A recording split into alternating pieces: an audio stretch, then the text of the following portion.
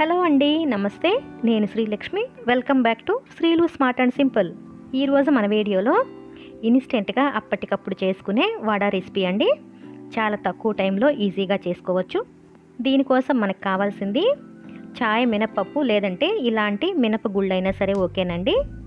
నేను ఒక పావు కిలో తీసుకున్నాను.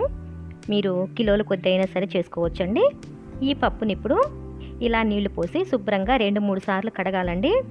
నేను కాస్త కల్లుప్పు వేసి ఇలా చేత్తో బాగా పిసికి కడుగుతున్నాను. పప్పు త్వరగా పురుగు పట్టకుండా ఉండటానికి వాటిపైన కెమికల్స్ అది యూజ్ చేస్తారండి. అదంతా పోయే వరకు ఒక 3-4 టైమ్స్ శుభ్రంగా కడిగి పప్పుని ఇలా ఒక స్ట్రైనర్లోకి వడకట్టుకోవాలి. ఇలా వడకట్టుకున్న ఈ పప్పుని ఎండలో బాగా ఎండబెట్టాలండి. ఇలా ఒక 2-3 గంటలు మంచి ఎండలో ఎండితే చూసారా చక్కగా ఎండిపోయాయి. ఈ పప్పుని ఇప్పుడు వేయించాలండి. స్టవ్ని మీడియం ఫ్లేమ్లో పెట్టి ఇలా కలుపుతూ వేయించుకోవాలి. ఒక 5-6 నిమిషాల పాటు వేయించితే సరిపోతుంది. ఇలా వేయించేటప్పుడు కలర్ మారకుండా వేయించండి.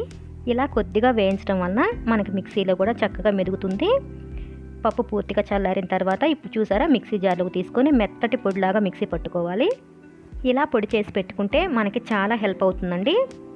ఇంట్లో ఎలాంటి టిఫిన్స్ లేనప్పుడు చక్కగా మనం ఈ పొడితో అప్పటికప్పుడు టేస్టీ అయిన వడలు ప్రిపేర్ చేసుకోవచ్చు. చూడండి, ఈ పొడిలో ఇప్పుడు ఇలా కొద్దిగా వాటర్ పోసుకుంటూ కలుపుకోవాలి. ముందుగా ఇలా కలిపెట్టండి. అవసరమైతే తర్వాత ఇంకొద్దిగా వాటర్ని యాడ్ చేసుకోవచ్చండి. ఇలా కలిపిన తర్వాత ఒక అరగంట పాటు దీన్ని పక్కన పెడితే పిండి చక్కగా నానుతుంది.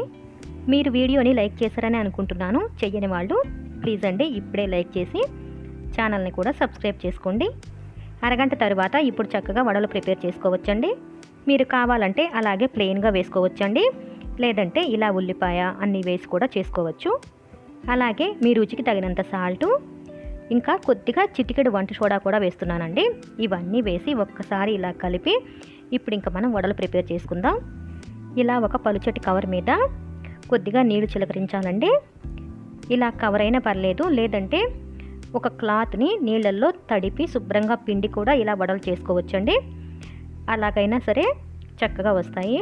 మీరు ఇంకా నార్మల్గా చేస్తే వడలు ఎలా చేస్తారో సేమ్ అలాగే ప్రిపేర్ చేసుకోవచ్చండి.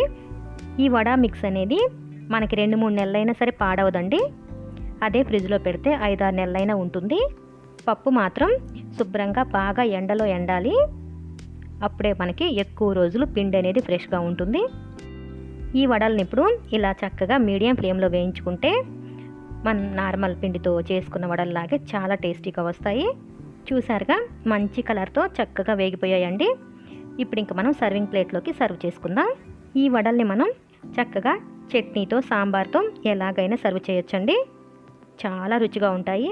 ముఖ్యమైన పండుగలప్పుడు ఇంట్లో పని ఎంత చేసినా వస్తూనే ఉంటుందండి. అలాంటప్పుడు కూడా మనకి ఈ వడపొడి అనేది చాలా యూజ్ అవుతుంది. చక్కగా మనం బ్రేక్ఫాస్ట్ అనేది ఈజీగా ప్రిపేర్ చేసుకోవచ్చు. ఈ రెసిపీ మీకు నచ్చిందని అనుకుంటున్నాను. నచ్చినట్లయితే ప్లీజ్ అండి తప్పకుండా లైక్ చేసి షేర్ చేసి మీ అభిప్రాయాన్ని కామెంట్ చేసి చెప్పండి. మీరు ఇంతవరకు మన ఛానల్ని సబ్స్క్రైబ్ చేసుకున్నట్లయితే కింద రెడ్ కలర్లో ఉన్న సబ్స్క్రైబ్ బటన్ని ప్రెస్ చేసి పక్కనే ఉన్న బెల్ ఐకాన్ని యాక్టివేట్ చేసుకోండి. Thanks for watching this video.